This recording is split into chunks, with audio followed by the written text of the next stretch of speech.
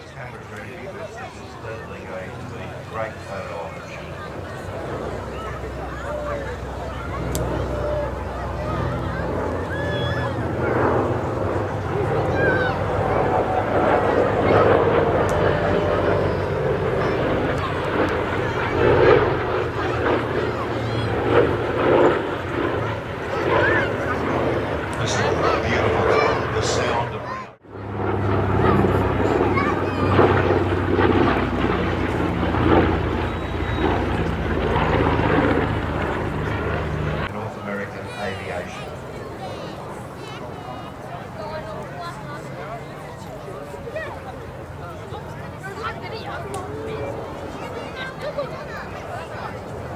Coming back in again, the DC6 from the left.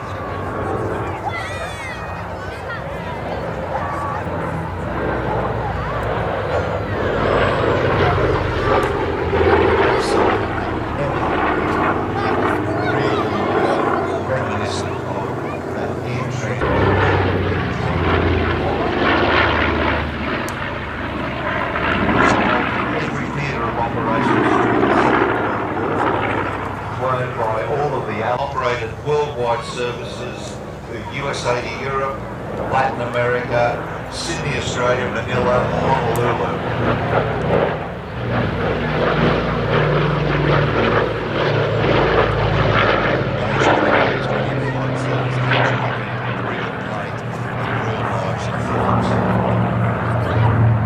B25 can carry up to 20,000 pounds of bombs.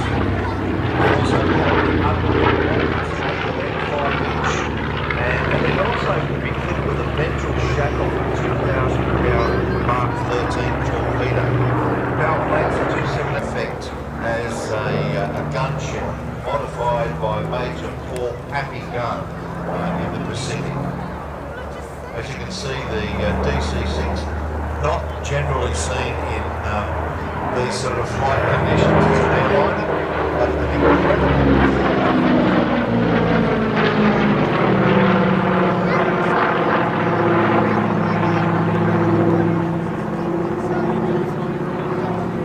military versions of the DC6 included the VC-118, the Independence that was bought as a transport for President Harry Truman, and fitted with 25 seats. It was a bit more luxury, together with 12 beds. Another was used by President John F. Kennedy as Air Force One until it was replaced by the Boeing VC-137, the military version of the 707. And therefore became the very last piston-engined US presidential transport aircraft. Beautifully flown there by Raymond Reed. B25 flown by Frederick Underwood. And of course these aircraft polished to within an inch of their lives. Probably the most famous B25 raid was undertaken by Colonel Jimmy Doolittle when 18 Mitchell bombers took off from the aircraft carrier USS Hornet to bomb targets in Japan to boost morale after the attack on Pearl Harbor. Of course, this came out as the famous movie 30 Seconds Over Tokyo. You can just see the B-25 over the top of the trees there on your right.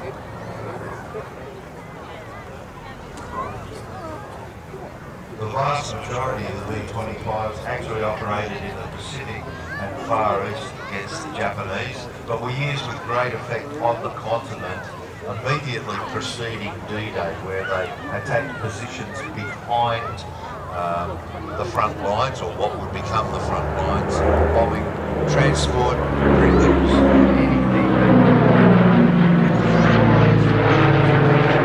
1850 caliber machine guns.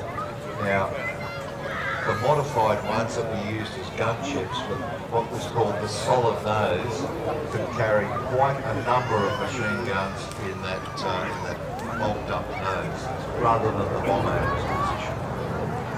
Again, the DC6 coming in. That's an absolutely beautiful paint scheme there, so simple and so elegant. The restoration of this DC6 took 3 years and thousands of man-hours to complete. It was transferred over to the American register that it has today, and it's just as Pete says, a beautiful example of this very, very elegant large aircraft. This particular, the B25, really a beautifully performing aircraft. You can see the tail turret position between the two tails there.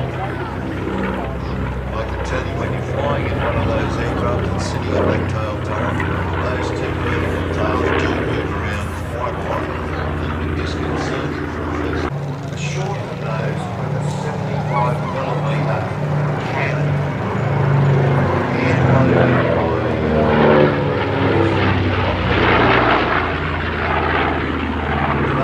also use these aircraft as the BJ, and they operated those in concert with the US Army Air Force in the Pacific Theatre.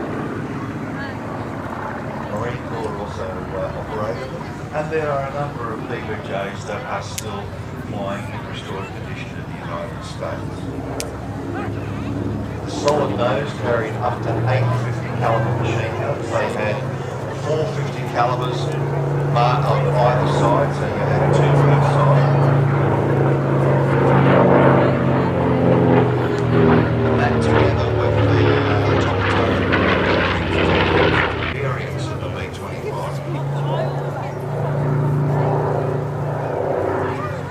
Very, very manoeuvrable machine as well, though.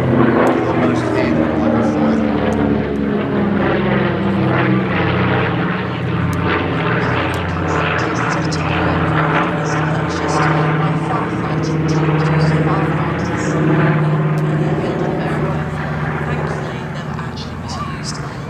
It was discovered by the Flying Balls team, who did another complete restoration on the aircraft, which took many, many hours again. And after that completion, it took a long, long flight from America over to Europe to its new home in Australia. They are an incredible aircraft. It was said that you could always tell a pilot or a third pilot which area in which it was death. Because they are very noisy. Normally they're good individual exhaust stacks, but in the later models they had a combination of the individual and the collective. You can see on this it's got the collective.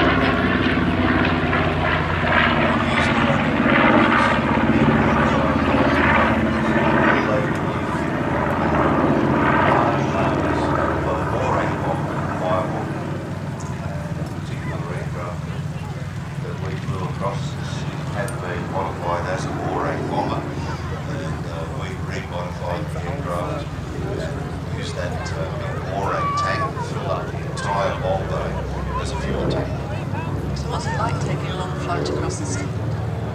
Very long, and there's a lot of people out there.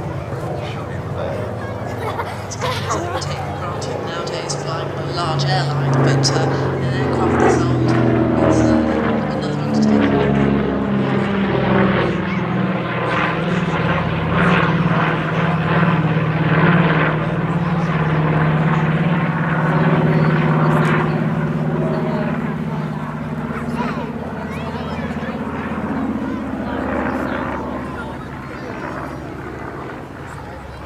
Extremely manoeuvrable aircraft, very benign flying characteristics, very forgiving, and a very, very rugged aircraft.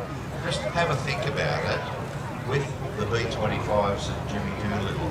Can you imagine the size of the aircraft carrier if there were 18 of these machines that could be put on the deck and flown off that deck? Last pass coming up now.